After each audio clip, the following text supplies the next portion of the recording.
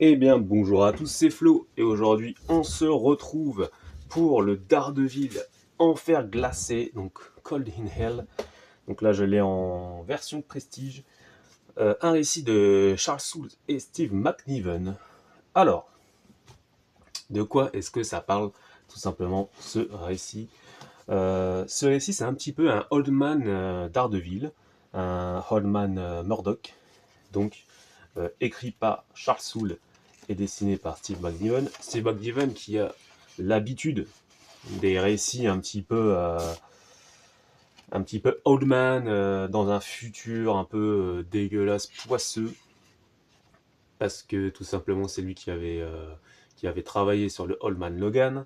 Bon, il a aussi travaillé sur Civil War. Le mec, il est quand même là, il est bien posé. On a aussi Steve McNiven qui lui avait travaillé sur Daredevil, sur un run que personnellement j'ai apprécié quand même. Euh, Ils étaient sortis en 100%. Normalement, il va ressortir en omnibus. C'était la période avec Ron Garnet au dessin. J'avais bien aimé moi personnellement. Euh, Où Daredevil avait un sidekick aussi. J'en avais parlé du tome 1. On verra quand l'omnibus sortira parce qu'il y avait les tomes Legacy qui me manquaient et le tome Daredevil Punisher qui me manquait. Donc ça risque d'être intéressant pour moi. C'était une aparté. Alors, de quoi est-ce que ce Daredevil nous parle? Je vais peut-être un peu spoiler. Donc, globalement, avant de spoiler, je vais juste vous dire que il était sympa sans plus. Moi, je vais pas être, je vais pas le mettre sur un piédestal ce récit. Je vais en parler avec des spoils un peu plus tard, mais c'est du déjà fait, c'est du déjà vu personnellement et sympa à lire une fois, mais sans plus pour moi. Donc là, je vais un petit peu, j'ai un petit peu approfondir le truc. Donc là, on voit Daredevil qui voilà, se pose devant la tombe de Wilson Fisk. Moi qui voulais pas spoiler, bah, c'est cuit, hein. En plus je me suis arrêté sur une page. Donc on est sur un futur où tout est vraiment dégueulasse. Euh, Il y a quasiment plus de super-héros. On a un Matt Murdock vieillissant qui a plus du tout de pouvoir. On va aussi avoir un autre super-héros, donc je vais vous le montrer quand même parce qu'il est dans le premier chapitre qu'on va voir. Donc en fait, il va y avoir une sorte d'attentat dans un métro et avec les résidus de cette bombe, Matt Murdock va retrouver ses pouvoirs. Tous les gens autour vont assez mal gérer en fait l'après-coup de cette attaque. Mais Matt Murdock, lui, ça va réveiller ses pouvoirs. Et il va être question d'une petite fille, en fait, avec des pouvoirs, une mutante, je pense. Et Matt Murdock va devoir, du coup, sauver cette petite fille. Ça nous rappelle un petit peu l'histoire qu'on avait eue avec Joey Quesada, hein, avec cet enfant qui était peut-être du coup, le nouveau, enfin un enfant de Dieu, euh, donc où Daredevil était là pour la sauver. Là, on a un petit peu le même pitch. On a cet enfant, on a du coup, voilà, comme vous voyez, Steve Rogers qui est là, voilà, et voilà, voilà l'enfant. Donc la page est très très belle, mais c'est vrai qu'au début je me dis mais c'est le vrai ou c'est pas le vrai? Je savais pas si c'était le vrai ou pas. Et voilà, vous le voyez, bah vous le voyez plus. Voilà tout simplement. Et du coup Daredevil va reprendre son costume et il va aller essayer de défoncer du coup ces malfaiteurs, ces terroristes, tout simplement. Et on a le méchant du bouquin qui est là. On sait très très vite qui c'est, bien sûr, tout simplement. Voilà, il va récupérer le bouclier du Capitaine et juste avec cette phrase, vous savez qui c'est de toute façon. Et on a Daredevil qui va reprendre son costume, tout simplement.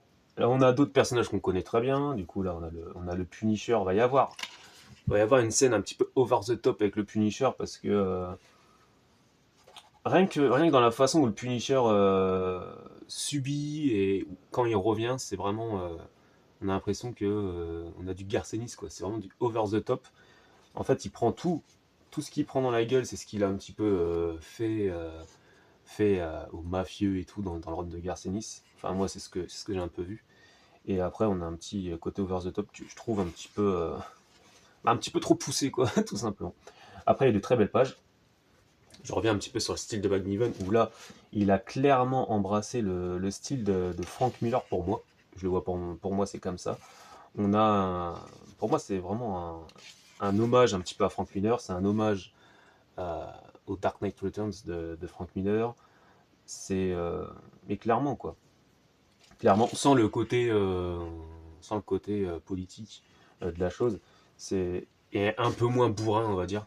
Parce que là, Daredevil, il va s'attaquer juste à un petit groupe. Voilà.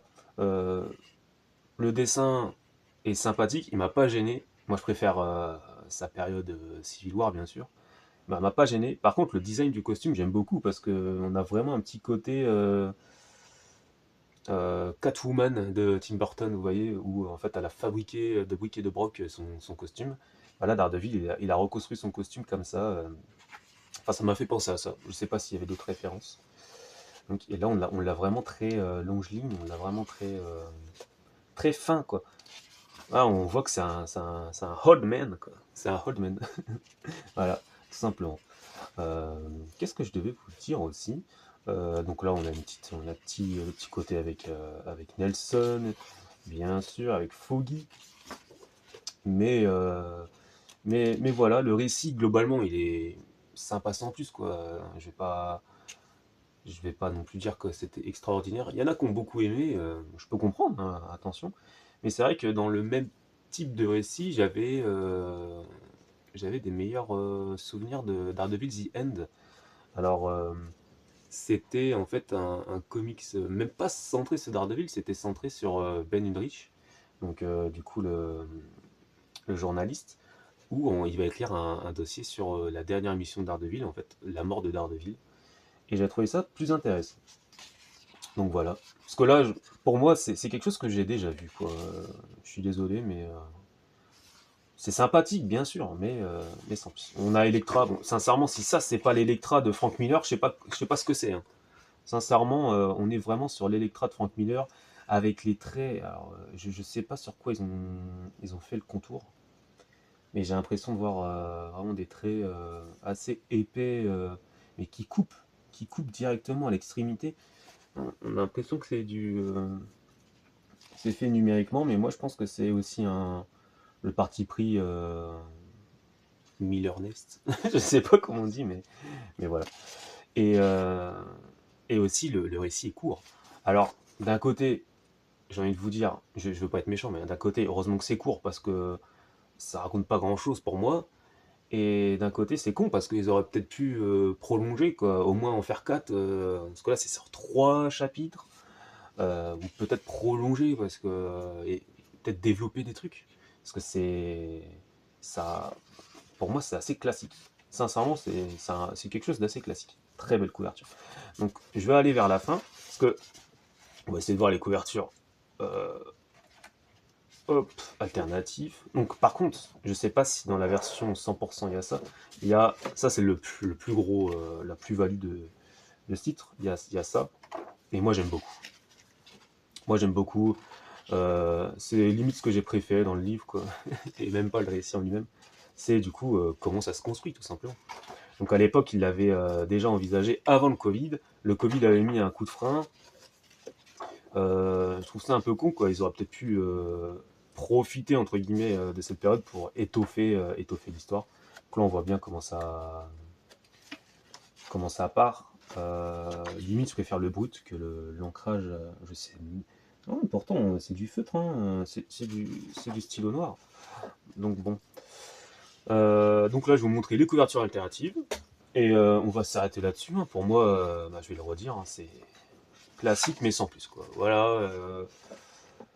Il y a beaucoup de personnes qui l'ont, j'allais dire survendu, mais si eux l'ont aimé, je comprends très bien. Mais c'est vrai que moi j'y suis allé, je me suis dit, apparemment c'est quelque chose de très très fort. Daredevil, j'ai été un petit peu déçu de ce qu'avait fait Zdarsky. Personnellement, j'ai eu le tome 1 en deluxe et je me suis dit, ok. Et si, ok, bon, bah, c'est peut-être pas pour moi. Après, je me suis remis du coup sur celui-ci. Bon, c'est sympa sans plus. Très belle couverture de Sunray Beach. Mais, euh, mais voilà. À la Dell Auto, pour l'avoir vu, la version CSA, pour l'avoir vu en boutique, c'est quelque chose, hein. Ah, c'est quelque chose. Elle est très très belle. Euh, ouais. Par contre, c'est dommage parce que la couverture, elle est un peu mate. Mais sinon, ouais, très très belle, quoi. Donc là, ça, c'est vraiment. Il y a une couverture d'Electra, elle a exactement la même position. C'est vraiment.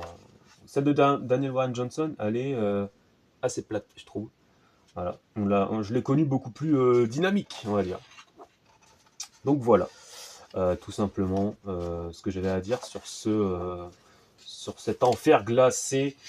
Euh, il ne m'a pas refroidi, bien sûr, mais, mais c'est pour moi un récit simple, simple, efficace, oui, mais un petit peu avare, je trouve. Donc voilà. Donc si vous avez des questions, dites-le moi en commentaire. J'espère que j'ai tout dit. Si j'ai dit des conneries, dites-le moi en commentaire aussi. Et moi, je vous dis à la prochaine pour un prochain Avis Comics. Salut.